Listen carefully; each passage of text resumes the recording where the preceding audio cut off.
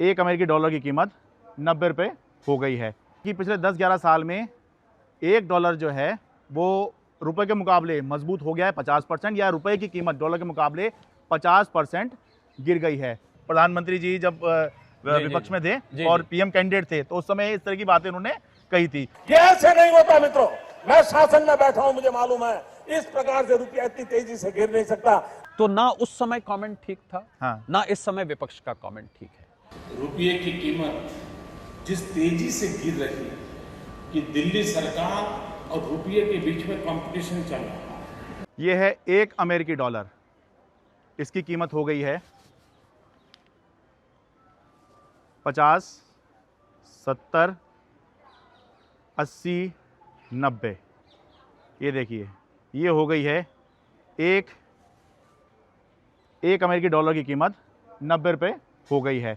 जबकि आज से 10 साल 11 साल पहले जो एक अमेरिकी डॉलर की कीमत थी वो थी सिर्फ लगभग इतने, लगभग 60 रुपये के आसपास, 58 रुपये कुछ पैसे है, पर सीधे सीधे समझिए 60 रुपये के करीब कीमत थी। अब हो गई है करीब करीब 90 रुपये।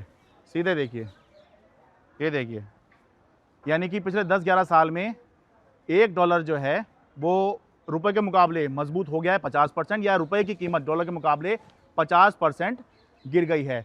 अब इस पर तो चर्चा होनी चाहिए, भले ही न्यूज़ चैनलों पर बड़ी चर्चा हो ना हो, लेकिन अपनी जिम्मेदारी समझते हुए मैं तो इस पर चर्चा करता ही हूँ, बात ज़रूर करता हूँ। इसलिए मैं लगातार कह रहा हूँ कि इस चैनल को सब्सक्राइब कीजिए और जो ज़रूरी मुद्दे हैं उन पर आप असली खबर बिना लाग लपेट के देखते रहिए। नमस्कार, मैं हूँ शरद शर्मा, आप देख रहे हैं शरद शर्मा ऑन ग्राउंड। ये दिखाने के लिए ही, सीधे से समझाने के लिए ही ये डॉलर में जो अरेंज करके लाया था, वापस करना होगा जिससे लेकर आया हूँ। मेरे साथ जाने माने आर्थिक मामलों के जानकार शरद कोहली जी हैं। शरद शर्मा, शरद कोहली सर, बहुत बहुत स्वागत है आपका। नमस्कार नमस्कार। आप तो मेरे हम नाम हैं तो मुझे लगता है मुझे जवाब भी उसी हिसाब से देने पड़ेंगे। शरद जी, हम भी आपको शरद जी कहेंगे, आप भी शरद जी कह लीजिएगा। जरूर जरूर, मैं शरद ही कहूँगा। ठीक है सर, ठीक है। आप उम्र में मेरे से कम है। हाँ बिल्कुल, आप भी बिल्कुल, शरद बिल्कुल। कह सकते हैं। ठीक ठीक ठीक, नहीं मैं तो जी कहूँगा, आप बड़े हैं मेरे से। सर थोड़ा ये बताइए, ये कितना चिंता का विषय है डॉलर का रुपए के मुकाबले मजबूत होना, या रुपया जो है डॉलर के मुकाबले इतना कमज़ोर हो गया कि बस अब 10 रुपये और रह गया है, 100 रुपये का हो जाएगा। देखिए वो एक नंबर है, 90 रुपए जो हो गया है वो एक नंबर है, और क्योंकि 88, 89, 90 जब गया तो एक साइकोलॉजिकल बैरियर उसने ब्रेक किया। हाँ। पर हम जब अर्थव्यवस्था को एनालाइज करते हैं तो हम अर्थव्यवस्था के जो बाकी के पैमाने हैं उनको भी साथ देखते हैं। कौन से पैमाने, मैं नाम लेता हूँ, बहुत टेक्निकल मैं कभी बोलता नहीं हूँ जानबूझ के, कि हम आम आदमी उसको समझ सके। हाँ। जीडीपी किस रफ्तार से बढ़ रही है, इन्फ्लेशन कितनी है, फॉरेक्स रिजर्व्स हमारे कितने हैं, परचेज मैनेजर्स इंडेक्स कितनी है, टैक्स कलेक्शन कितनी है। ठीक है। तो हम लोग इन सबको एक साथ करके देखते हैं। अकेले हम डॉलर को देखें कि डॉलर बहुत मजबूत हो गया भारतीय रुपए के खिलाफ और चिंता करने लग जाएं उस पर, डॉलर मजबूत हो गया, इसमें कोई दो राय नहीं है। चिंता करने, मुझे लग रहा है अभी उतनी चिंता की बात नहीं, एक साइकोलॉजिकल बैरियर जरूर क्रॉस किया है, इसलिए चिंता की बात नहीं है।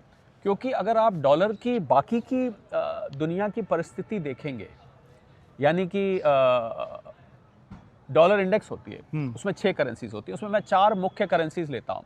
जापानीज येन है, यूरो है, ब्रिटिश पाउंड है और स्विस फ्रैंक है। ये 4 मुख्य करेंसी। ठीक है। इनके खिलाफ डॉलर पिछले 10 साल में बहुत जबरदस्त तरीके से गिरा है। अच्छा। ये डॉलर इंडेक्स जब ट्रम्प साहब आए थे तो 106 होती थी। अच्छा। आज ये डॉलर इंडेक्स 100 से नीचे है।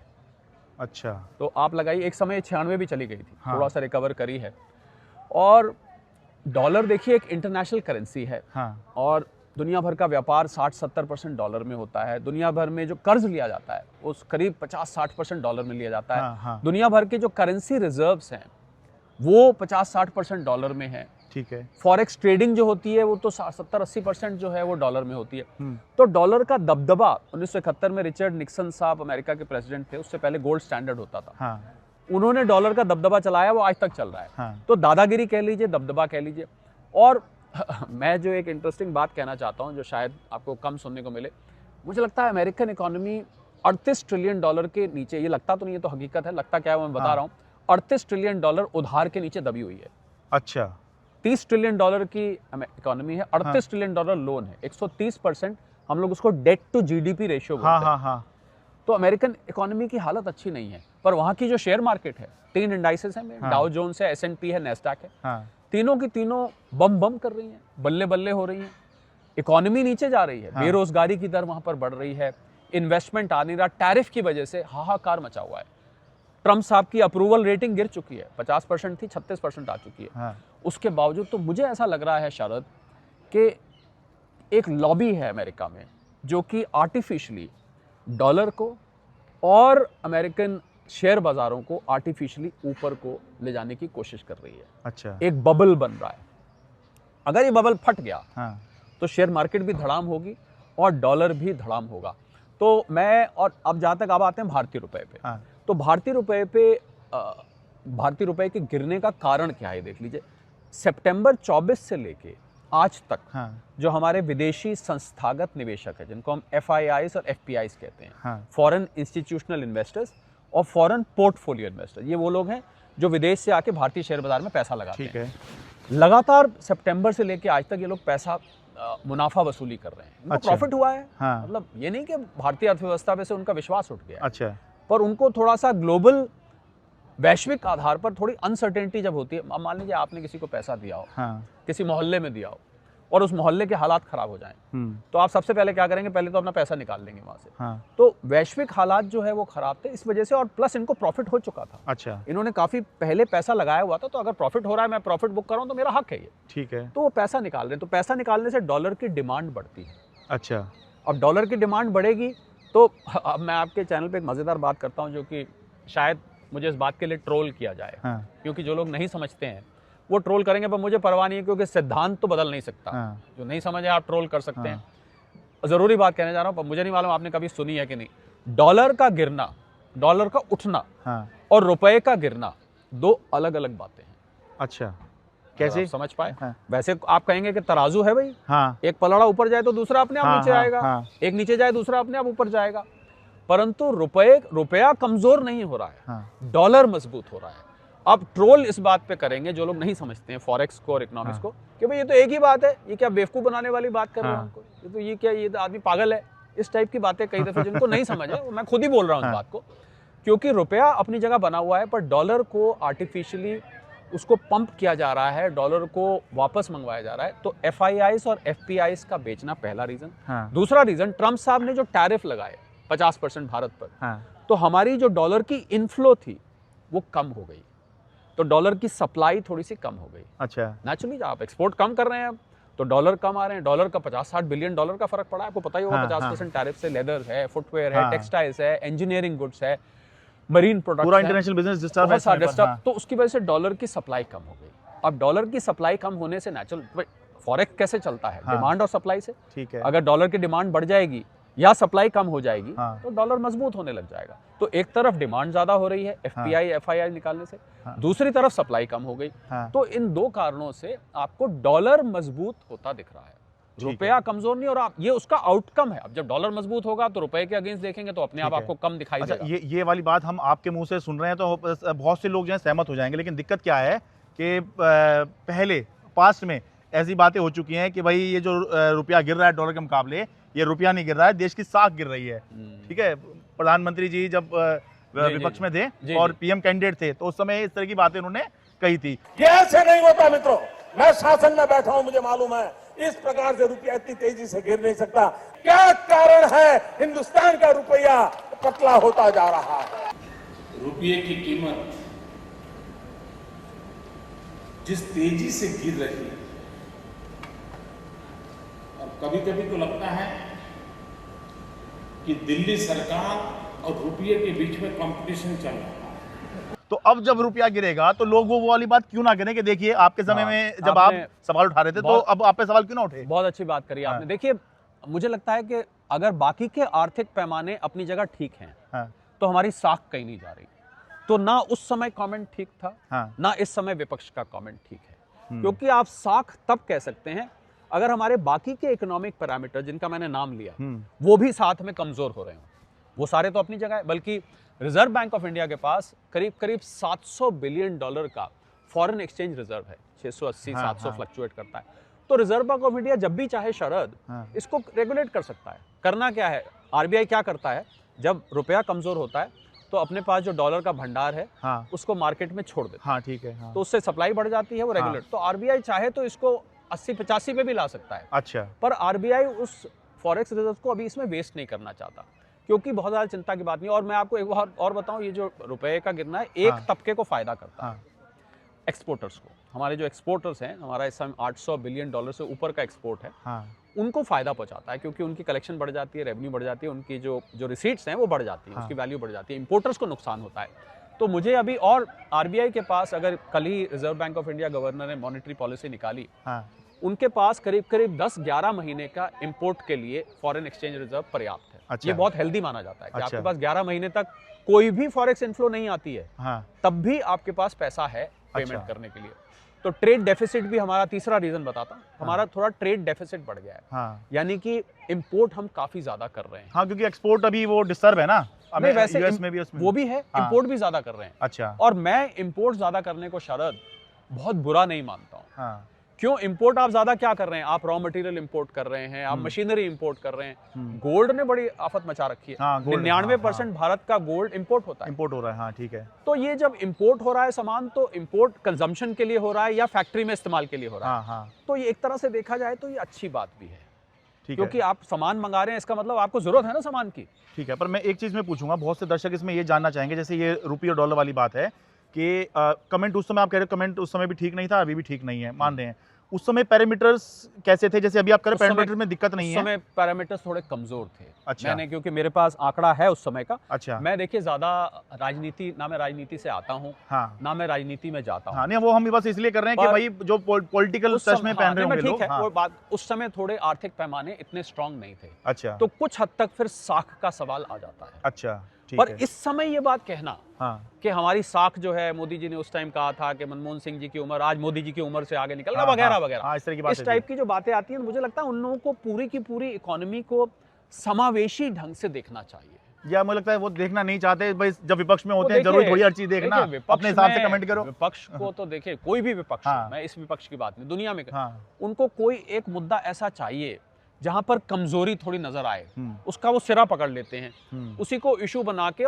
विपक्ष का काम ही यही है, हम्म। भाई कमजोरी ढूंढिए, उस और पे फिर सवाल। जब विपक्ष सरकार में आता है तो जो सरकार वाले विपक्ष में बैठते हैं फिर वही तो काम करते हैं। ये एक परंपरा हाँ। है, ये सालों से चलती रही है हाँ। और आगे भी चलती रही। तो मैं विपक्ष को ब्लेम नहीं करता हूँ, हम्म। मैं ब्लेम नहीं करता, क्योंकि उनका काम है ये। हम्म। अगर वो ये नहीं करेंगे तो क्या? हाँ अगर- सरकार की कमी अगर ढूंढना सरकार ही तो की काम है उनका। शरद, हाँ, अगर वो सरकार की तारीफ करते रहेंगे हाँ तो शशि थरूर साहब की तरह उनको इनवाइट मिलेगा फिर अपना राष्ट्रपति पुतिन आए, खाली एलओपी को नहीं मिला, उनको इनवाइट मिल हाँ, गया। राहुल गांधी को नहीं बुलाया, एलओपी है वो, हाँ। मतलब उनको सबसे पहले खड़ा होना चाहिए था वहां पर। तो अगर विपक्ष भी तारीफ करनी शुरू हो जाएगा हाँ। तो फिर तो विपक्ष रहा ही नहीं। और फिर हम ही कहेंगे देखिए सेटिंग कर ली हाँ, वो विपक्ष ने सरकार से, कुछ भी कहेंगे। तो हाँ। मुझे लगता है या उनका वॉशिंग मशीन की बातें शुरू हो जाएंगी। उनका कहना जायज है, बिल्कुल ठीक कह रहे हैं, उनका कहना बिल्कुल जायज है, मैं हाँ। उनसे सहमत हूँ। पर इकोनॉमिक्स को सैद्धांतिक रूप से समझ के फिर आप आलोचना करेंगे तो मुझे लगता है वो ठीक है। मैं ये नहीं कहता शरद, देखिए मैं ये नहीं कहता इस देश से गरीबी दूर हो गई, मैं ये नहीं कहता यहाँ से बेरोजगारी दूर हो गई, हाँ। मैं ये नहीं कहता यहाँ अमीरी और गरीबी का जो इतना बड़ा गड्ढा है वो भर गया। देश में कमियां हैं, मैं ये नहीं कहता यहाँ का कृषि क्षेत्र आज बिल्कुल समृद्ध हो गया है, मैं ऐसी कोई बात स्वीकार, देश में कमियां हैं, पर हम जिन हाई फ्रीक्वेंसी इंडिकेटर्स को, जिन इकोनॉमिक पैरामीटर्स को हम लेके चलते हैं, उनमें अभी ऐसी कोई विशेष समस्या मुझे नहीं नजर आ रही है। तो इसलिए रुपए का गिरना बहुत ज्यादा चिंता का विषय नहीं है। हाँ, अगर बहुत ज्यादा ही गिर जाता है, 90 का 95 पहुंच जाता है, हाँ। तो फिर उस टाइम इस पे विचार किया जाएगा कि क्या वजह। पर इतना आरबीआई ऐसा होने नहीं देगा, क्योंकि आरबीआई के पास जो हथियार है ना, हाँ। इसको कंट्रोल करने का, वो पर्याप्त मात्रा में एम्यूनिशन है उसके पास, ओके उसके पास फॉरेक्स रिजर्व्स हैं, वो कभी भी चाहे तो इसको मार्केट में फेंक के नहीं चले आएगा। ठीक है। एक इसे जुड़ा हुआ, फिर अब आपने जिक्र कर दिया गोल्ड के और सिल्वर को लेकर लोग बहुत चर्चा कर रहे हैं कि एक तो हाई तो बना ही चुका था गोल्ड, दोबारा से अब अपने हाई के आसपास पहुंच गया है, और सिल्वर जो है एक नया हाई अक्टूबर में बनाया था, फिर अब दिसंबर में फिर से हाई बना दिया। तो लगातार ये जो बढ़ रहा है, एक तो एक कारण क्या है, और आने वाले समय में कहाँ देख रहे हैं आप गोल्ड सिल्वर के रेट्स कहाँ जा सकते हैं इन्वेस्टमेंट के पॉइंट ऑफ व्यू से भी, और जिनके घर में शादी है उसलिए खरीदना है बहुत सारे लोग, वो इसलिए भी पूछ रहे हैं लगातार। देखिए, अब तो सीजन निकल गया, अब फरवरी मार्च में आएगा सीजन। जी जी, देखिए कारण तो बहुत सारे हैं गोल्ड सिल्वर के बढ़ने के। सबसे बड़ा कारण है कि दुनिया के सेंट्रल बैंक्स ने खरीदा, हाँ बेतहाशा खरीदा, और अमेरिका की अर्थव्यवस्था पे विश्व का बड़ा विश्वास था। सबसे बड़ी अर्थव्यवस्था, $30 ट्रिलियन की अर्थव्यवस्था, दुनिया भर के सेंट्रल बैंक्स ने अमेरिका के ट्रेजरी बॉन्ड्स में trillions and trillions of dollar निवेश किया हुआ है। अच्छा। By the way, 1 trillion dollar 90 lakh crore का होता है। 1 ट्रिलियन डॉलर भारतीय रुपए में 90 lakh crore, trillions and trillions dollar उसमें उन्होंने डाल रखा है। अब जब से ट्रम्प साहब आए तो उन्होंने अपने आप को आइसोलेट करने की कोशिश करी, मल्टीलेटरिज्म, मल्टीपोलर वर्ल्ड से हटके वो अपने बारे में सिर्फ सोचने लगे, मागा और ये आप सब जानते हैं। तो लोगों का विश्वास अमेरिकी अर्थव्यवस्था पे थोड़ा सा कम हुआ। इस कारण से सेंट्रल बैंक्स जिन्होंने निवेश किया हुआ था, उन्होंने अपने पैसे को वहां से निकाल के सोने में लगा दिया। तो सेंट्रल बैंक्स ने बेतहाशा खरीदारी करी है। एक महीने में ही 220 टन के करीब सोना खरीदा पिछले महीने। पहला कारण। दूसरा कारण, ट्रम्प साहब ने टैरिफ लगाए, जिसकी वजह से वैश्विक अस्थिरता बन गई आर्थिक दृष्टि से, जिसको हम जियो इकोनॉमिक अनसर्टेनिटी कहते हैं। कुछ पता नहीं कल को क्या कर दें। रोज नए नए शगुफे उनके यहाँ से निकलते हैं, कभी बोलते हैं, कभी वापस ले लेते हैं, दोपहर को कुछ, शाम को कुछ। तो जब ये अनसर्टेनिटी बनती है ना शरद, तो ऐसे में गोल्ड सिल्वर को ये सब पसंद है। गोल्ड को अशांति पसंद है। अच्छा। गोल्ड को अस्थिरता पसंद है। उसको पसंद है तो है। जब अस्थिरता हुई, जब टेंशन हुई, तब तक जो है तो उसके दोस्त हैं। अब गोल्ड है ही ऐसा, उसके यही दोस्त हैं। आपको ऐसा दोस्त पसंद नहीं होगा, पर गोल्ड को पसंद है। अब है तो है। तो जियोपॉलिटिकल टेंशन, रशिया यूक्रेन का फरवरी में 4 साल हो जाएंगे। युद्ध और घमासान हो चुका है। ट्रम्प चलते ही जा रहा है। पीस के लिए बड़ी एफर्ट कर रहे हैं कि तुम अपना 1/3 हिस्सा दे दो, ज़ेलेंस्की साहब को कहते हैं, और पीस खरीद लो। यूरोप कहता नहीं नहीं, ये कैसे हो सकता है। रशिया कह रहा है आप दे दो एक हिस्सा, हम बंद कर देते हैं। आज ज़ेलेंस्की साहब की साख पे बात आ गई है, यूरोप तैयार नहीं है। ये कैसा समझौता है। तो पीस मुझे कहीं होती हुई नजर नहीं आ रही है। तो जियो इकोनॉमिक टेंशन। अच्छा, अमेरिका ने वेनेजुएला पे अटैक किया हुआ है, आपको पता होगा। उनकी लगातार शिप्स पे बॉम्बिंग चल रही। लैटिन अमेरिका परेशान है। इसके अलावा जापान चाइना में टेंशन है। अफगानिस्तान पाकिस्तान में युद्ध लगातार चल रहा है। इंडिया पाकिस्तान की टेंशन तो इटर्नल बनी ही रहती है। तो जियो इकोनॉमिक अनसर्टेनिटी जियो पॉलिटिकल अनसर्टेनिटी जब होगी, सोना और चांदी चढ़ेगा। तो मुझे अब आपके देखिए, पहले से तो आपके जितने फॉलोअर्स, व्यूअर्स, सब्सक्राइबर्स हैं, उन सबको मैं कहना चाहूँगा कि अपने इन्वेस्टमेंट एडवाइजर से, फाइनेंशियल एडवाइजर से सलाह लेके निवेश करें। पहली बात तो ये कोई हम इन्वेस्टमेंट एडवाइजर मैं सबको यही एडवाइस करता हूँ कि भाई कि एकदम से कोई बोले और खास तौर से रील देखकर इन्वेस्टमेंट करना ना शुरू कर दें। तो वो अपनी मर्जी से निवेश करे। पर ऐसा लग रहा है शरद कि आने वाले समय में गोल्ड और सिल्वर का बोलबाला रहने वाला है। अच्छा। और ये ऑल टाइम हाई इसका $4381 था। मैं डॉलर में इसलिए ट्रैक कर रहा हूँ क्योंकि सोने और चांदी की कीमतें ना ओरिजिनेट अमेरिका के कॉमेक्स से करते बिल्कुल। यहाँ पर सिर्फ जो हमारा सराफा बाजार है वो उसको आउंस को डॉलर में 10 ग्राम में कन्वर्ट कर देता है, डॉलर को रुपए में कर देता है। सुबह भाव खुल जाता है 12-1 बजे। इसलिए मैं वहां के ले रहा हूँ। $4381 पीक था। आज जब हम बात कर रहे हैं, वीकेंड है, अभी तो बंद है, $4200 के आसपास है। थोड़ा ऊपर थोड़ा नीचे चल रहा है। तो मुझे लग रहा है कि ये फिर से अपने ऑल टाइम हाई पे जाएगा। और जो लोग इसमें निवेश करते हैं, मुझे लग रहा है इसको वो लंबे वक्त के लिए अगर रखेंगे, लंबे वक्त के लिए रखेंगे। शॉर्ट टर्म ट्रेडर्स के साथ मैं कोई कमेंट नहीं करता हूं। अगर आप लंबे वक्त के लिए रखते हैं तो जो हालात बने हुए हैं, जिन कारणों की वजह से सोना और चांदी ऊपर जा रहे हैं, वो कारण जस के तस बने हुए हैं। थोड़ी बहुत उसमें 19-20 होती रहती है। और आपको शरद ये भी मैं बता दूं आपके फॉलोअर्स को कि सोने में सट्टेबाजी बहुत होती है। MCX भारत में है, कमोडिटी एक्सचेंज है। अमेरिका में उसको कॉमेक्स बोलते हैं। तो पेपर गोल्ड कहते हैं। हर महीने एक कॉन्ट्रैक्ट एक्सपायरी होती है, हजारों किलो गोल्ड खरीदा जाता है, बेचा जाता है, ना लिया जाता है ना दिया जाता है, सिर्फ कॉन्ट्रैक्ट खरीदा जाता है। तो उसके कारण ये जो आपको ECG की जगह प्राइसेस ऊपर नीचे जाती दिखती हैं, ECG प्लॉट करते हैं ना, तो वो स्पेकुलेशन की वजह से है। पर लॉन्ग टर्म में, शॉर्ट टर्म में मत देखिए प्राइसेस। सोना लेके सो जाइए। तो अगर आप इसको लेके लंबे वक्त के लिए रख लेते हैं तो मुझे लगता है कि अच्छा रिटर्न दे सकता है। परंतु अपने इन्वेस्टमेंट एडवाइजर और फाइनेंशियल एडवाइजर से सलाह लेके निवेश करिएगा, ये मेरी सलाह है। ये बड़ी अच्छी बात आपकी लगी कि तुरंत ही अपने साथ में ही जो है ये बात कटनी नहीं चाहिए कि भाई अपने एडवाइजर से दूर ले लें। जी। जिनके यहाँ शादी है वो क्या करें फरवरी मार्च में? शादी वालों के लिए तो मैंने बहुत अच्छी सलाह दी है। शादी वालों को तो मैं अब सलाह दे रहा हूँ, बड़े बड़े जो ज्वेलर्स हैं, नाम नहीं लूंगा आपके चैनल पे, उनको फ्री एडवर्टाइजमेंट हम नहीं देते।